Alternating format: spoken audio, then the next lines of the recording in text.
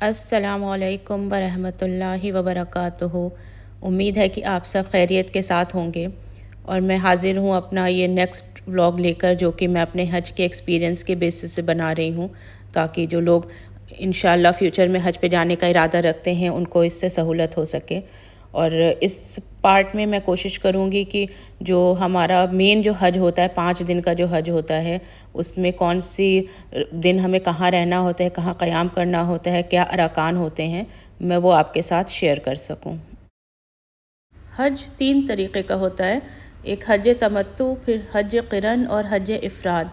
जब हम हज की नियत करते हैं तो हमें ये भी डिसाइड करना होता है कि हम किस तरीक़े का हज कर रहे हैं, कौन सा हज करने जा रहे हैं। जैसे मैंने और मोस्टली लोग हज तमत्तु करते हैं और सबसे अफ़ज़ल तरीक़ा यही कहा गया है। हमारे हुज़ूर पाक सल्लल्लाहु अलैहि वसल्लम ने भी अपने साथ जो सहाबा थे उनको यही सजेस्ट किया था कि ये आप बेहतर है कि आप हज तमत्तु की नियत कीजिए। तो इसमें क्या रहता है कि जब आप मक्का जाते हैं तो पहले उम्रा करते हैं, फिर उम्रा के इहराम से बाहर आ जाते हैं और फिर जब 8वीं दुल्हिज्जा या फिर 7वीं दुल्हिज्जा जब आपको मिना के लिए रवाना होता है तो आप हज की फिर से नियत करते हैं, इहराम लेते हैं और मिना के लिए रवाना हो जाते हैं। तो ये वाला जो हज होता है इसको हज तमत्तु कहते हैं। सेकेंड टाइप ऑफ हज जिसको हज क़िरन बोलते हैं, उसमें एक ही इहराम में आपको उम्रा और हज दोनों करना होता है। इहराम लेंगे, उसमें उम्रा करेंगे, लेकिन फिर उसके बाद इहराम की हालत से बाहर नहीं आएंगे। जब आप 10वीं दुल्हिज्जा को आप जब जमारात कर लेते हैं, फिर उसके बाद एक ही बार में इहराम से बाहर आते हैं, यानी कि एक ही इहराम में आपको उम्रा भी करना है और फिर हज भी परफॉर्म करना है। थर्ड टाइप ऑफ जो हज है वो है हज इफ़राद, जो कि मोस्टली लोग जो मक्का या अराउंड उसके एरिया रहते हैं वो लोग परफॉर्म करते हैं। और इसमें जो है अब सिर्फ हज करते हैं, जो हाजी होता है वो सिर्फ हज की नियत करता है, उम्रा नहीं करते हैं और उनके ऊपर क़ुरबानी भी लाजिम नहीं होती है। हज के जो मेन 5 डेज़ होते हैं, जो 5 दिन हज का ड्यूरेशन होती है जिसमें हज होता है, तो वो स्टार्ट होता है 8th दुल्हिज्जा यानी कि 8वीं दुल्हिज से। और इस दिन हम लोग मिना के लिए रवाना होते हैं, जिस दिन पूरा दिन और रात हम लोग मिना में गुजारते हैं। फिर नेक्स्ट डे यानी कि 9th को अराफात जाते हैं और यही दिन सबसे मेन होता है। बाकी सारे दिन अगर आप नहीं भी कर सकते हैं किसी रीज़न से, तो आप दम भी दे देंगे तो आपका हज एक्सेप्ट हो जाएगा। लेकिन अराफात अगर नहीं पहुँचे, चाहे वो कुछ मिनट के लिए ही हो, लेकिन अगर अराफात के मैदान में आप नहीं रहे जो एक पर्टिकुलर डिजिग्नेटेड टाइम है उस दौरान, तो हज नहीं होता है। और ये कहा जाता है कि आप 9 को आपने अराफात में हैं तो इंशाल्लाह आप हाजी हो गए। तो ये दिन सबसे मेन होता है। इसके अलावा 9 को ही रात में फिर मगरिब के बाद मुज़दलिफ़ा जाते हैं, जहाँ की हम पूरी नाइट अपना स्टे करते हैं मुज़दलिफ़ा में। और फिर नेक्स्ट डे फिर से मिना आते हैं और फिर उसके बाद 2 दिन का जमरात, 2 या 3 दिन जो है जमरात, जहाँ पे शैतान को कंकड़ी मारनी होती है, वो अरकान होते हैं। तो हमारे जो 5 डेज़ होते हैं ये 8th, 9th, 10th, 11th और 12th की मगरिब तक, और अगर या फिर आप एक्सटेंड कर सकते हैं उसको 13th तक भी। तो ये मेन हज के डेज़ होते हैं। हज का जो पहला दिन होता है, जो कि 8 दुल्हिज्जा से स्टार्ट होता है, जिसको कि हम यौमुल तरविया भी कहते हैं, तो उस दिन हम लोगों को मिना के लिए मूव करना होता है, जहाँ भी हमारा क़याम होता है हज के दौरान होटल में। तो वहाँ से हम लोग को जाना होता है मिना के लिए। लेकिन अक्सर अब जो है, क्योंकि भीड़ बहुत ज़्यादा होती है, तो अक्सर टूर ऑपरेटर्स जो होते हैं वो 7 तारीख़ से ही ले जाना स्टार्ट कर देते हैं रात से, क्योंकि एक साथ सबको 8 को ही नहीं ले जाया जा सकता है, तो 7 से ही मूवमेंट स्टार्ट हो जाता है।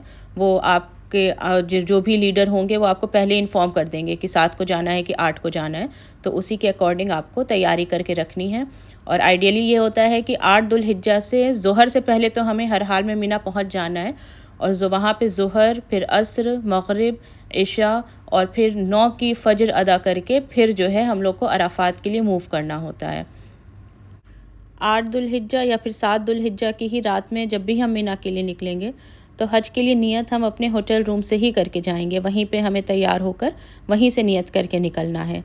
तो जिस तरह से हमें उम्रा में अपने आप को पाक साफ़ करके गुस्ल करके इहराम के कपड़ों में आ जाना होता है। मर्दों के लिए तो जो कपड़े होते हैं वही जो वाइट वाली शॉल या टॉवल की तरह आता है, जो कि उनको अपने वेस्ट पे और कंधे पे लेना होता है, तो वो पहनना होता है। और औरतें तो कुछ भी पहन सकती हैं, बस ये ख्याल रहे कि आपका बिल्कुल भी झलकने वाला ना हो कपड़ा और पूरी तरह से आपका बदन कवर रहे। और लेकिन उसमें ये भी ख्याल रखना है कि फ़ेस नहीं कवर होना चाहिए औरतों का। तो इस तरह से आप अपने आप को अच्छे से पाक साफ़ करके और एक साफ़ सुथरे कपड़ों में आ जाएं और फिर 2 रकात नमाज़ अदा कर लें। उसके बाद हज का इंटेंशन कर लें, नियत कर लें कि अब हज पे जा रहे हैं, और इसके बाद तलबिया पढ़ना स्टार्ट कर देना होता है और फिर मिना के लिए रवानगी रहती है। मिना में 8 दुल्हिज्जा को रिकमेंडेड तो ये होता है कि वहाँ पे ज़ोहर, असर, मग़रिब, इशा और फिर 9th की फ़जर पढ़ने के बाद अराफ़ात के लिए रवाना हो। लेकिन अब जो है क्योंकि भीड़ बहुत होती है, बहुत हाजी होते हैं, तो 8 दुल्हिज्जा की रात से ही जो है अराफ़ात ले जाना स्टार्ट कर दिया जाता है। आपके जो भी ग्रुप लीडर होंगे या ऑर्गेनाइज़र होंगे टूर के, वो इन्फॉर्म करवा देंगे, अनाउंसमेंट करवा देंगे कि कब किस वक्त जो है निकलना है, कितनी देर बाद निकलना है। उसके अकॉर्डिंग आप अराफ़ात के लिए तैयारी कर सकते हैं। और कोशिश करें कि आप ग्रुप के ही साथ मूव करें, क्योंकि अक्सर लोग जो है पैदल निकल जाते हैं कि हम अकेले कर लेंगे, लेकिन ग्रुप के साथ रहने से ज़्यादा बेहतर होता है, क्योंकि आप लोग सब साथ में रहेंगे तो हर चीज़ में ज़्यादा आसानियाँ हो जाएंगी। तो कोशिश करें कि अपने ग्रुप के ही साथ मूव करें। अगर आपका ग्रुप 8 दुल्हिज्जा की रात में अराफ़ात ले जाता है तो उसके साथ जाएं, नेक्स्ट डे फजर के बाद ले जाता है तो भी उसके साथ जाएं, बट ग्रुप के साथ रहना ही ज़्यादा बेहतर होता है। मिना के लिए रवानगी से पहले आपको वहाँ के लिए भी तैयारी करनी होती है, क्योंकि वहाँ आइडियली 5 दिन का क़याम रहता है हाजियों का, तो वहाँ के लिए भी आपको पैकिंग करनी होगी। और बेहतर होगा कि आप अपने साथ एक बैकपैक ले लीजिए और एक स्लिंग बैग ले लीजिए। बैकपैक जिसमें आपके बड़े बड़े सामान आ जाएं, जैसे कपड़े वगैरह, और स्लिंग बैग में आपका मोबाइल है, चार्जर है, एक छोटी पानी की बोतल है, दुआ की किताब है, इस तरह के छोटे मोटे सामान आपके आ जाएं। तो वहाँ की पैकिंग के लिए जो एक आपको एक्स्ट्रा एहराम रखना होगा। जो मर्द हैं उनको वही जो वाइट चादर वाला होता है, एक तो पहन के जाएंगे और एक साथ में एक्स्ट्रा भी रखिएगा, क्योंकि अक्सर वहाँ पे गंदा हो जाता है, तो आपके पास रहेगा तो आपको सहूलत होगी उसको चेंज करने में। लेडीज़ को भी अपनी पैकिंग में एक एक्स्ट्रा जोड़ा रखना होता है कपड़ों का। और वैसे तो वहाँ 5 दिन रहना होता है तो आपको और कपड़ों की ज़रूरत पड़ती ही है, लेकिन मोस्टली होता ये है कि आपके ग्रुप ऑर्गेनाइज़र आपको बीच बीच में ले आते हैं होटल, कि आप आएँ, फ्रेशन अप होके अपना ड्रेस वगैरह आराम से चेंज करके फिर मीना चले जाइए। और 1-2 दिन बाद तो हम लोग खुद ही रास्ता वहाँ के पता चल जाते हैं, तो लोग खुद ही जो है वो रमी करने के बाद अपने होटल चले जाते हैं और फिर वहाँ से फ्रेश होके कपड़े चेंज करके आ जाते हैं। लेकिन फिर भी एक ड्रेस आप अपने साथ ज़रूर रखिएगा अपने पैकिंग में। और इसमें जो मोस्ट इम्पॉर्टेंट थिंग है वो कि ये कि आप अपनी मेडिसिन ज़रूर लेकर जाएं। जो भी अगर आप मेडिसिन डे टू डे उसमें यूज़ करते हैं, कि अगर आपको बीपी है, शुगर है या कोई इशू है, उसके अलावा जनरल मेडिसिन की, बुखार की या सोर थ्रोट की, खांसी की, ज़ुकाम की, ये सारी दवाएं अपने साथ ज़रूर लेकर जाएं, क्योंकि वहाँ पे अक्सर ज़रूरत पड़ी जाती है। तो अपनी मेडिसिन आप अपने पैकिंग में ज़रूर रखिएगा। इसके अलावा जो ट्रैवलिंग प्रेयर मैट आती है, छोटी सी पोर्टेबल होती है, उसको रखिएगा, ताकि आपको जहाँ भी ज़रूरत पड़े नमाज़ पढ़ने की, आप वहाँ आसानी के साथ पढ़ लें। और चूँकि वो बहुत छोटी होती है तो वो आप फ़ोल्ड करके आसानी के साथ अपने स्लिंग बैग में या बैकपैक में आसानी से रख सकते हैं। इसके अलावा इबादत के लिए कुरान है, दुआओं की किताबें हैं, तस्बीह है, ये सब भी आप रख लीजिएगा अपनी पैकिंग में। जब तक इहराम की हालत में होंगे, यानी कि जब से हमने हज की नियत की 7 की रात से या फिर 8 दुल्हिज्जा से, तब से लेकर फिर 10 में को जब तक कि कुर्बानी नहीं हो जाती है, तब तक इहराम की हालत में रहना होता है। तो उस टाइम पे आप कोई भी खुशबू वाली चीज़ इस्तेमाल नहीं कर सकते हैं। तो अपने साथ आप अनसेंटेड सोप ज़रूर रखें, और बेहतर होगा कि लिक्विड वाला सोप रखिए, क्योंकि वो कैरी करना और वहाँ पे यूज़ करना वो ज़्यादा आसान हो जाता है, उसको रखना ज़्यादा आसान हो जाता है। और सनस्क्रीन भी जिसमें कि खुशबू ना हो वो अपने साथ रख लीजिएगा, क्योंकि धूप बहुत ज़्यादा होती है तो उसमें स्किन इश्यूज़ भी होने लगते हैं। तो सनस्क्रीन भी रहेगी तो आपके पास तो आसानी हो जाएगी आपको। इसके अलावा टॉयलेटरीज़ आइटम्स जैसे आपका कोम्ब है या टूथब्रश, टूथपेस्ट, एक छोटी टॉवल या जो भी आपके डे टू डे में यूज़ में सामान आता है, उसको भी अपने पैकिंग में रख लीजिएगा। अपने पैकिंग के आइटम्स में आप ड्राई स्नैक्स और वाटर बॉटल भी ज़रूर रखिएगा। ये जो खाने का सामान है ये आपके मिना, अराफात, मुज़दलिफ़ा, इन तीनों जगहों पे बहुत यूज़ होगा, क्योंकि वहाँ वैसे खाने पीने को मिलता है, लेकिन हर बार दिल नहीं करता है कि जाके लेकर आएँ, या कभी कभी मिसमैनेजमेंट होता है कि नहीं मिल पाता है। तो आपके पास कुछ खाने की चीज़ रहेगी तो आपको बहुत उससे ज़्यादा सहूलत हो जाएगी कि आप ख़ुद भी खा सकते हैं और आपके जो ग्रुप के लोग हैं आप उनको भी उसको ऑफ़र कर सकते हैं। इसके अलावा अम्ब्रेला और सनग्लासेस आपकी पैकिंग में रहेगा, क्योंकि धूप बहुत होती है जब अराफात में आप होंगे, या मुज़दलिफ़ा से मिना पैदल चल के आना होगा, जमरात के लिए जाना होगा, तो इतनी धूप में बग़ैर छाते और सनग्लासेस के निकलेंगे तो दिक्कत होगी बहुत ज़्यादा। तो अपनी सहूलत के लिए आप अम्ब्रेला और सनग्लासेस दोनों ज़रूर लेकर जाएं। और इसके अलावा मैट और या फिर कोई मोटी सी बेडशीट रख लीजिएगा, क्योंकि जब मुज़दलिफ़ा में रात गुजारनी होती है तो ज़रूरी नहीं है कि वहाँ पे आपको वहाँ पे कारपेट मिल जाए। मोस्ट ऑफ़ द टाइम नहीं मिल पाती है।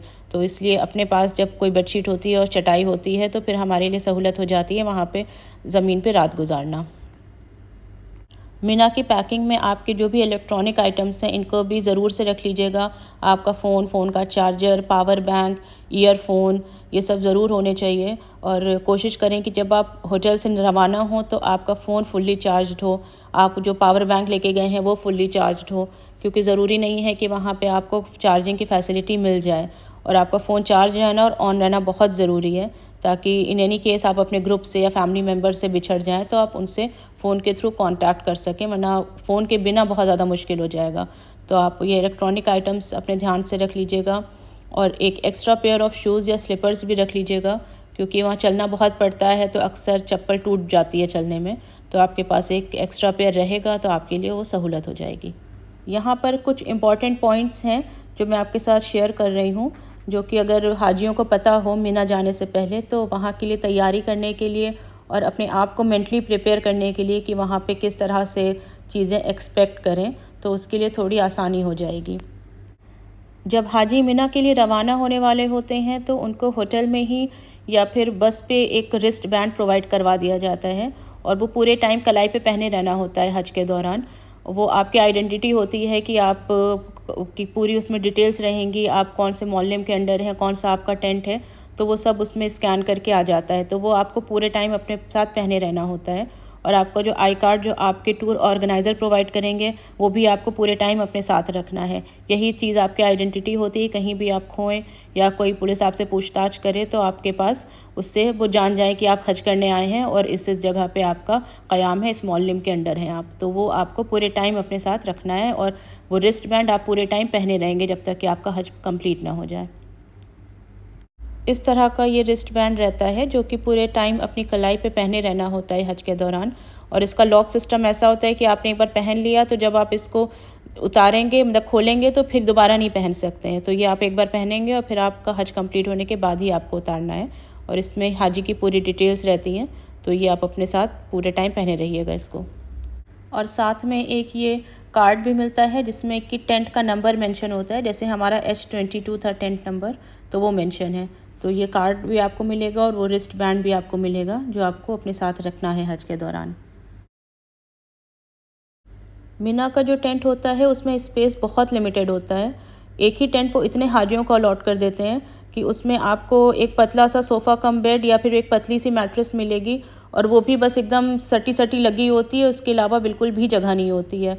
तो आप अपना सामान कम से कम रखिएगा, बस सिर्फ एक बैकपैक और स्लिंग बैग ही लेकर जाइए, उसमें जो सामान आ जाए वो लेकर जाइए।